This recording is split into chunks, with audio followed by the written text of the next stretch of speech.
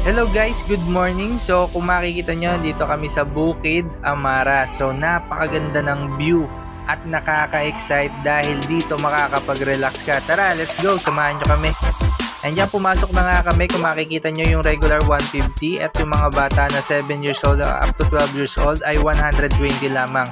Ngayon, kung makikita nyo, nakapasok na po kami at napakaganda talaga ng view kahit napakainit, sinaga talaga namin. Kung makikita nyo yung mga bulaklak, sobrang dami talaga at nakaka-relax dito. Kaya kung nagbabala kayo pumunta dito, dito lamang po yan sa Lucban, Quezon. Hanapin nyo lamang po kahit sa Google Map ang Bukid Amara. Ayan, kung makikita nyo, napakadami po talaga nilang mga bulaklak at kahit po dito sa kanilang cafe, umorder kami ng halo-halo. Okay? So, makikita nyo po, napakalawak po nitong Bukid Amara. Habang naghihintay kami, naglakad-lakad muna kami. Napakaganda ng tanawin at ng mga bulaklak. Kaya makaka-relax ka talaga dito.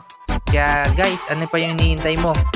Tara at puntahan mo na rin to para makita mo yung kagandahan ng view nila. Kaya napakaganda dito. Let's go! And kami nga ipauwi na rin at makikita nyo meron pa pong libreng paletus at kami pauwi na nga po kami and kumakaway pa po si Mrs. Kaya punta ka na. Ano pang hinihintay mo? Let's go!